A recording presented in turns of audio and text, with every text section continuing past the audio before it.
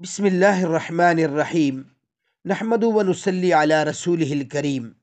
میرے محترم سامعین، آج کی ہماری شرعی سوال و جواب کی نشست میں ایک دوست نے یہ شرعی مسئلہ پوچھا ہے کہ اعمال میں میانہ روی سے کیا مراد ہے۔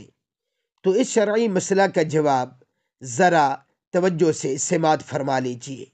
اعمال میں میانہ روی سے مراد یہ ہے کہ فرائض و واجبات اور سنن مؤکدہ کے علاوہ آدمی کو نوافل اور اذکار و وظائف کی اتنی مقدار کا معمول رکھنا چاہیے جس کی آسانی سے پابندی کر سکے اور جس سے اکتا نہ جائے، بلکہ جو معمول شروع کرے حت الوسع اس کو ہمیشہ نبھائے۔